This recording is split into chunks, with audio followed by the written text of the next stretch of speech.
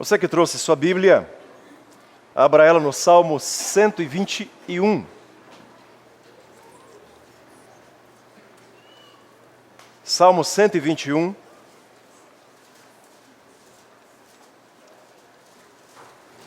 Uma palavra de Deus tremenda para você em dias de aflição, em dias de crise, em dias de dificuldade. É um salmo que traz conforto, é um salmo que restaura a paz, é um salmo que mexe com a nossa fé. Salmo 121 diz assim: eleva os olhos para os montes, de onde me virá o socorro? O meu socorro vem do Senhor, que fez o céu e a terra. Ele não permitirá que os teus pés vacilem, não dormitará aquele que te guarda. É certo que não dormita e nem dorme o guarda de Israel. O Senhor é quem te guarda, o Senhor é a tua sombra, à tua direita. De dia não te molestará o sol, e nem de noite a lua. O Senhor te guardará de todo o mal, guardará a tua alma. O Senhor guardará a tua saída e a tua entrada, desde agora e para sempre. Diga, desde agora e para sempre. Esse salmo, todos nós temos textos preferidos na Bíblia, né? Alguns dos evangelhos, alguns dos profetas. E se eu pudesse selecionar, esse seria um dos meus primeiros textos. Não apenas pela beleza da Escritura, mas também pelo contexto em que foi escrito, e muito mais porque eu cresci ouvindo meu pai ler esse salmo para mim. Todas as vezes que nós íamos viajar, meu pai reunia ele, minha mãe, minhas 3 irmãs e eu, nós dávamos as mãos, ele lia esse salmo, normalmente às 4 horas da manhã, que ele gostava de pegar a estrada, né? E ali a gente foi crescendo ouvindo, todo mês, toda semana, na hora do almoço, na hora de dormir, esse salmo, por isso se tornou um dos meus preferidos. Salmo 120, ele é um salmo que ele dá início a uma série de salmos chamado Cânticos de Romagem. Era um salmo que o povo de Israel gostava de ir em procissão para Jerusalém cantando essas músicas. Há alguns historiadores que dizem que na entrada do templo de Jerusalém haviam 12 degraus. Por isso também, em cada degrau que eles subiam, eles recitavam um salmo. Passava para o seguinte, recitava o 121. Passava para o próximo, 122. Por isso também em algumas Bíblias aparece como cântico dos degraus. Mas na maioria, cântico de romagem. Eles seguiam de procissão uma vez por ano para Jerusalém e eles iam cantando durante a travessia pelos desertos esse salmo. Salmo 121. É um salmo que trabalha muito a nossa fé, porque ele fala sobre o cuidado de Deus. Ele fala sobre a presença de Deus. Ele fala sobre a onisciência de Deus. É um salmo que fala para você que você não está sozinho, independente de onde você estiver passando. Mas também, como era um salmo de romagem, cantado pelos hebreus em procissão a Jerusalém, é um salmo também que faz parte da nossa jornada. Fazia parte da jornada da vida de Israel. Dia a dia, durante a semana, durante o mês, né? E nesse período que esse salmo foi escrito, o povo tinha muito claro na sua memória o exílio babilônico. Alguma coisa perto de 70 anos exilado na Babilônia, onde os seus filhos eram tirados das suas próprias casas para trabalhar forçadamente para os babilônios. Onde os homens eles tinham que trabalhar como escravos para o povo babilônio. Onde as mulheres hebreias tinham que servir na casa das mulheres babilônicas como empregadas ou como escravas sem direito a salário. Eles não podiam ter manifestação de culto público ao Deus Jeová, porque eles tinham que servir o Deus babilônico se quisessem participar de alguma cerimônia religiosa. Então, quando o povo de Israel recitava o Salmo 121, eles tinham muito claro na sua memória a libertação que Deus promoveu quando tirou eles da Babilônia. Tem um certo salmo que diz assim: quando o Senhor restaurou a nossa sorte, ficamos como quem? Sonha. Não é assim? Quando a gente passa por um deserto terrível, seja crise financeira, seja saúde, seja familiar, depois que passa essa crise, a gente olha para trás assim, ufa, passou a tempestade, né? É bom? É bom a gente olhar para trás e ver quando a tempestade passa. Os hebreus, eles tinham muito claro na sua memória, quando recitavam esse salmo, que Deus havia tirado eles da Babilônia e levado eles para Canaã. A Canaã de Deus, a terra prometida, a terra que mana leite e mel, a terra onde eles poderiam construir as suas próprias casas e morar nelas. A terra onde eles poderiam adorar o seu Deus, como tendo um culto a um Deus único. Uma terra que Deus havia prometido aos seus antepassados. Então eles cantavam trazendo à memória que antes os seus antepassados eram escravos na Babilônia, e Deus, com mão poderosa, tirou eles da escravidão da Babilônia, levou eles de volta para a Canaã de Deus, de onde os seus antepassados, saindo do Egito, conquistaram, terra que era do Cananeu, do Jebuseu, do Eteu, do Ferezeu, e agora é terra dos hebreus, é a terra do povo de Deus. Esse salmo é um salmo que conforta pessoas que estão passando por momentos de dificuldades. Porque essa era a realidade dos hebreus. Pessoas que passavam por dificuldades em terra estranha. Mas esse salmo também é um salmo que conforta pessoas que estão passando por desertos. Porque uma vez sendo tirado do Egito, eles passaram pelo deserto para conquistar Canaã. Uma vez tirado da Babilônia, eles passaram pelo deserto para retornar a Canaã. Então o povo de Israel sempre tinha na sua trajetória um deserto. Quem aqui tem deserto na vida? Se você não tem, pode ficar esperando que o seu está reservado. Não é o que eu desejo. Mas Jesus disse: no mundo tereis aflições, tereis desertos, dificuldades. A minha irmã, caçula, esses dias me mandou uma mensagem no WhatsApp, uma frase que diz mais ou menos assim: os desertos são tão dolorosos quanto necessários. Porque ao mesmo tempo que nós sofremos as dores e as agrúrias do deserto, nós aprendemos com o deserto a orar mais e a depender mais de Deus. Lindo, né? Lindo. O povo de Israel então recitava esse salmo passando pelo deserto. Ao mesmo tempo, o Salmo 121 é um salmo também das incertezas. Por quê? Imagine você sendo a quarta, quase quinta geração de escravo no Egito. Imagine você saindo com um líder que foi criado na casa de Faraó, nos palácios de Faraó. Imagine você que não tinha habilidade bélica nenhuma para enfrentar inimigos, sabendo que você, para entrar em Canaã, vai ter que passar por vários inimigos que você vai ter que enfrentar. Eles não tinham certeza de nada. Tanto que, quando os 10 espias são enviados a Canaã, eles voltam e dizem assim: realmente, é terra que mana leite e mel, como Deus disse. Realmente, é terra que tem um cacho de uva que precisou de 2 homens para carregá-lo. Realmente, é uma terra próspera, é uma terra banhada pelo Rio Jordão, pelo grande mar da Galileia, que é um enorme lago de água doce. Realmente é tudo o que Deus falou. Mas será que nós vamos chegar lá?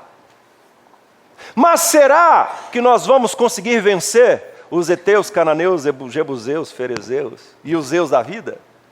Será que a gente vai conseguir recuperar Jerusalém, construir uma cidade santa? Será?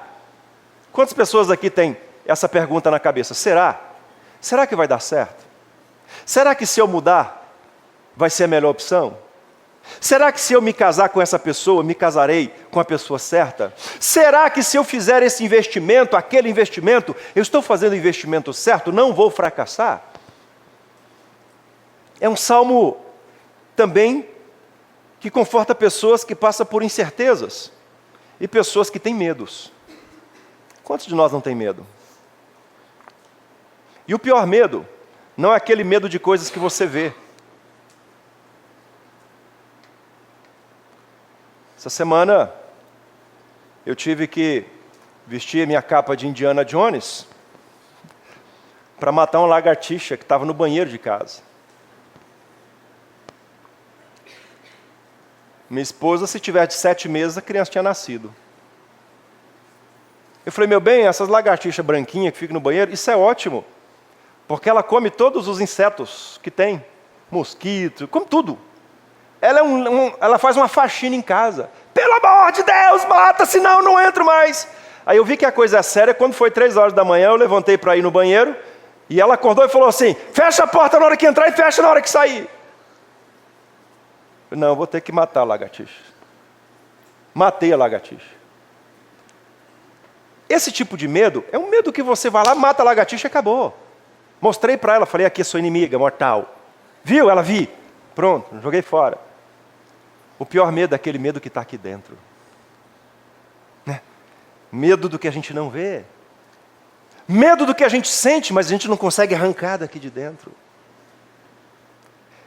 E os hebreus, eles tinham esse medo por quê? Porque eles tinham uma autoestima lá no chão, baixíssima. E tem razão para isso. Imagina uma criança que nasce e que aprende a vida inteira que eles são escravos. E ele cresce e ela se casa, sabendo que é escrava, e ela tem um filho e ensina para o filho que eles são escravos. Imagina a autoestima de um povo desse. Era um povo que tinha medo, mesmo de conquistar a herança maravilhosa que era a terra prometida que Deus havia dado. Queridos, quando nós temos dificuldades, desertos, incertezas e medos, o que fazer? 3 conselhos para vocês. Repita comigo. Olhe para Deus. Fala para o seu irmão, olha para Deus. Fala para o outro lado agora, olhe para Deus. Sabe por que a gente precisa olhar para Deus? Porque nós temos o péssimo hábito de, nas dificuldades, nos desertos, nos medos, nós olhamos para o problema. E não olhamos para Deus. Se a gente tivesse a capacidade de olhar para Deus, em vez de olhar para os nossos problemas, então dificilmente nós sofreríamos tanto quanto sofremos no nosso dia a dia, à medida que os problemas vão acontecendo na nossa vida. Porque se olhamos para Deus, nós olhamos para a única pessoa, para o único ser que pode resolver todos os nossos problemas. Agora, quando nós olhamos para o problema, até uma simples lagartixa vira um monstro.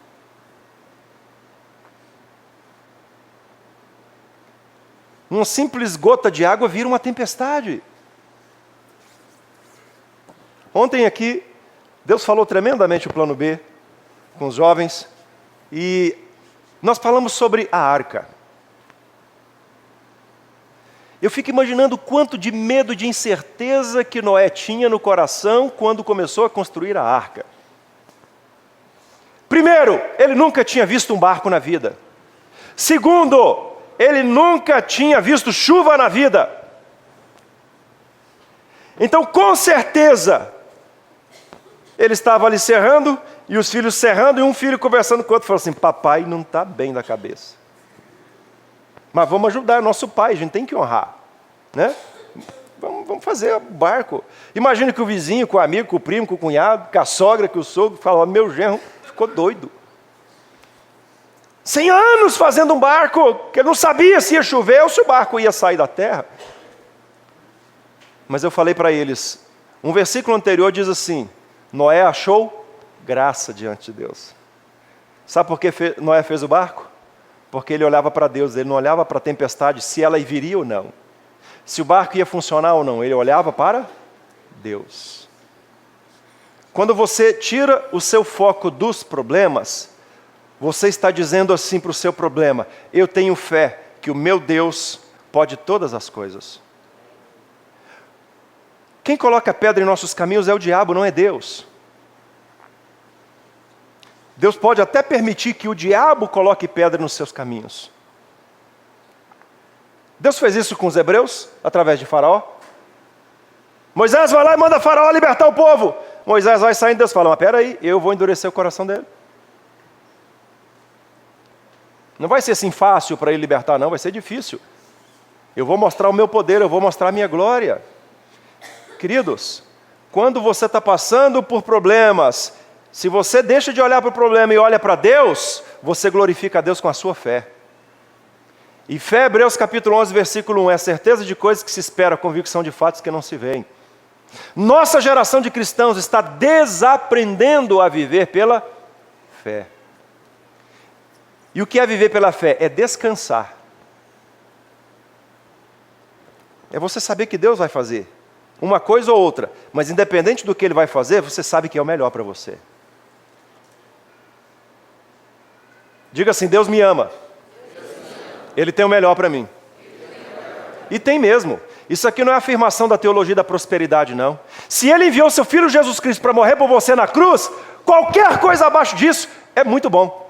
Ele tinha o melhor, e o melhor era o seu Filho. Morreu na cruz do Calvário para nos salvar. Então tira os olhos do problema. Semana passada eu preguei sobre Agar. Agar estava sentada chorando no deserto, esperando a morte chegar. A Bíblia diz que Deus então desvenda os olhos dela, ela olha para o lado e vê um lago. O anjo fala: vai lá e bebe água, você está achando que vai morrer? Tem água aqui do lado.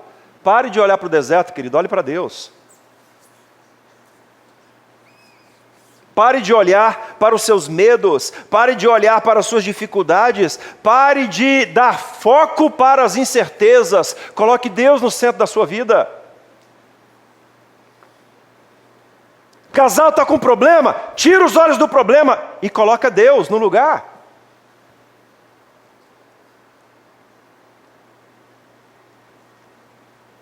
O juiz da primeira vara aqui da nossa cidade, ele tem uma estratégia boa quando ele vai, ali no momento de julgamento, conversar com o casal que está se separando.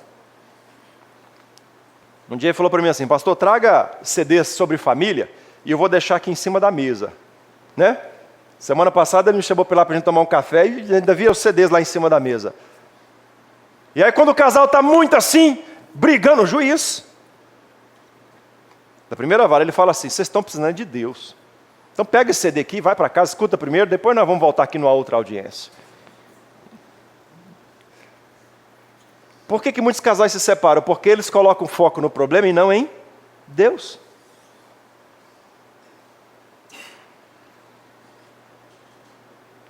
Ah, pastor, mas eu estou com crise financeira, estou com dificuldade financeira, fui demitido do trabalho, as minhas reservas acabaram, eu fiz um negócio achando que ia dar certo, deu errado. O que a Bíblia diz? Que Deus é dono de todo ouro, de toda prata. Então tira os olhos do problema e olhe para Deus. E olhe para Deus. Segunda lição que eu quero que você aprenda nessa passagem, versículo 3 até o 6. Ele não permitirá que os teus pés vacilem, não dormitará aquele que te guarda. É certo que não dormita e nem dorme o guarda de Israel. O Senhor é quem te guarda, o Senhor é a tua sombra, a tua direita. De dia não te molestará o sol e nem de noite a lua. Quando você estiver passando por dificuldades, desertos, incertezas e medos, se proteja em Deus. Deus é a sua proteção. Eu vi um pregador dizer certa vez que Deus, Ele ama agir como faz a galinha. Quando os pintinhos estão com medo, o que eles fazem? Corre para debaixo das asas, a galinha abre as asas e protege os seus pintinhos. Ele disse assim: olha, Deus te ama tanto que o que Ele mais quer é que quando você estiver com medo, dificuldade, você corra para os braços dEle. Ele vai te abraçar, Ele vai te proteger, Ele vai cuidar de você. Se você voltar um pouquinho à sua Bíblia, Salmo 59, versículo 16. Salmo 59, 16 diz assim: eu, porém, cantarei na tua força, pela manhã louvarei com alegria a tua misericórdia, pois tu me tens sido alto refúgio e proteção no dia da minha angústia. Olha que tremendo! O salmista declarando, Davi declarando a vitória que vem de Deus, a força que vem de Deus, o louvor que vem de Deus, a alegria na misericórdia de Deus, quando ele se refugia em Deus. Ah, eu estou passando por problemas no meu casamento, então eu vou procurar um Um conselheiro, ótimo, procure um conselheiro, mas antes procure Deus, se refugie em Deus. Não existe ninguém que te ama mais do que Deus. Não existe ninguém que se importa mais com você do que Deus. Não existe ninguém que pode mudar a sua história do que Deus. Então se proteja em Deus. Quando os hebreus saíram do Egito, os 40 anos no deserto, a Bíblia diz que durante o dia, uma coluna de nuvem pairava sobre o acampamento dos hebreus. Não tinha calor. Por quê? Porque Deus estava com uma nuvem. Isso se chama na teologia de teofania. É quando Deus se apresenta em forma do fogo, da sarça ardente, a fumaça no templo de Jerusalém. A nuvem era Deus protegendo o seu povo. À noite, a Bíblia diz que saía aquela nuvem e uma coluna de fogo esquentava do calor, do frio, do deserto, clareava e espantava os insetos peçonhentos. Proteção de Deus. Quando você olha os hebreus, os 40 anos no deserto, você lê na Bíblia, no livro de Êxodo, que por 40 anos Deus sustentou eles. Que por 40 anos a sandália dos pés deles não se desgastaram. 40 anos. Isso é proteção de Deus. É proteção de Deus. Então, quando você estiver passando, meu irmão, por dificuldades, desertos, incertezas, medos, versículo 3 ao versículo 6, se proteja em Deus. O mundo pode tentar te destruir, mas se você confiar em Deus, Ele vai ser a sua proteção. O que você precisa fazer, aprender ou reaprender a fazer, porque nós estamos desaprendendo a fazer isso, é fazer como criança. Ao menor sinal de medo, ela corre para onde? Para os braços do Pai. Está passando por desertos? Corre para os braços de Deus. Está passando por aflição? Corre para os braços de Deus. Ele vai te abraçar. Vai te segurar. Ele vai te proteger. Diga, Deus é a minha proteção. Versículos 7 e 8. O Senhor te guardará de todo mal. Guardará a tua alma. O Senhor guardará a tua saída e a tua entrada, desde agora e para sempre. Se você estiver passando por dificuldades, por desertos, por medos, por temores e incertezas, terceiro conselho que eu dou: descanse em Deus. Descanse em Deus. E aqui está uma tarefa difícil. Porque a gente sempre quer falar assim, não, eu confio em Deus, mas vou tentar dar um jeito. Não, eu sei que Deus está no controle, pastor, mas eu tenho que fazer alguma coisa. Não, se Deus está no controle, então você não tem que fazer nada, você tem que confiar. Amém? Amém. Confiar. Tentar fazer o papel de Deus não é exercício de confiança. Exercício de confiança é descansar e deixar Deus agir no tempo dele, do jeito dele, na hora dele. E Ele vai agir. O problema é que nós somos uma geração imediatista. Nós somos uma geração que achamos que podemos ajudar Deus a fazer as coisas. E nós somos uma geração que está desaprendendo a viver pela fé. E quando a nossa fé está abalada, nós não descansamos em Deus. Eu lembro quando eu era pequeno, meu pai, nas nossas viagens, meu pai tinha um Fusca, e o Fusca tinha aquele chiqueirinho lá atrás, né? Tem até hoje, né? Porque os Fusca antigos, chiqueirinho ali atrás. Quem já andou naquele chiqueirinho lá atrás dos Fusca aí? Rapaz, a gente ia ali naquele chiqueirinho, olhando para trás assim, para a estrada, estava nem somando se pai estava passando marcha, se não estava, se tinha bicho na estrada, se ele ia ultrapassar. Mas uma coisa eu tinha certeza, meu pai estava no controle. Tinha certeza disso. Quantos de nós, quando éramos crianças, não dormia numa viagem, sabendo que o pai estava na direção? Queridos, descanse em Deus. Não é fácil, não estou dizendo que é fácil, não. O pastor está pregando para nós, para ele é tão fácil, mas é tão difícil. Não, para mim é difícil tanto quanto para vocês. Descansar em Deus, falar assim, Deus, o Senhor tem o melhor para mim. Aquela música do Fernandinho, né? Deus tem o melhor para mim. E o que perdido foi, não se compara com o que há de vir. Descansar em Deus, nessa primeira parte do versículo 7, diz que Deus te guardará de todo mal e guardará a sua alma. Deus é o único que tem o livro da vida nas suas mãos. É o único que pode tirar a sua alma do inferno e te colocar no caminho da salvação. Deus é o único que pode fazer com que você receba a marca do sangue do Cordeiro na sua fronte. Deus é o único que pode escrever o seu nome no livro da vida. Moisés, quando o povo de Israel fez o bezerro de ouro, ele desceu do monte Sinai, quebrou as tábuas da lei, deu a bronca no seu povo, nas suas ovelhas, subiu o monte de novo e falou, Deus, o povo pecou, então eu te peço, ou o Senhor perdoa eles, ou risca o meu nome do livro da vida. E Deus, com seu excelente senso de humor, falou assim, eu risco do meu livro quem eu quero. Deus é 10, né? O livro é meu, eu coloco quem eu quero e eu tiro quem eu quero, você não tem nada com isso. Cuida das suas ovelhas, eu cuido do meu livro. Mas, eu vou dar um jeitinho. Rapaz, Deus é maravilhoso. Deus é o único que pode salvar sua alma. Por que ele fala aqui, olha, eu vou guardar sua alma? Porque a alma é o centro das nossas emoções. O espírito é a vida, o fôlego de vida. A alma é o centro das nossas emoções. A alma é o centro da nossa razão, da nossa tomada de decisão.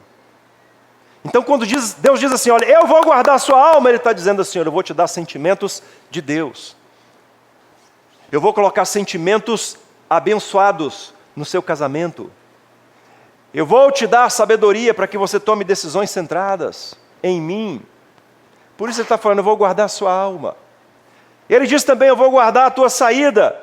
Ou seja, Deus, Ele tem o governo sobre todas as coisas. Ele tem a direção da nossa história. Evangelho de Mateus, capítulo 6, versículo 27. Mateus 6, 27. Qual de vós, por ansioso que esteja, pode acrescentar um côvado ao curso da sua vida? Vamos ler? Qual de vós pode acrescentar um côvado ao curso da sua vida? Quem pode aumentar ou diminuir um côvado? Um côvado é isso aqui, ó, ponta do cotovelo a ponta do dedo maior. Mais ou menos 42, 45 centímetros. Qual de vocês pode mudar a vida de vocês nisso aqui? Esse tamanhozinho só. Quem? Quem pode mudar? Estou perguntando, quem pode mudar?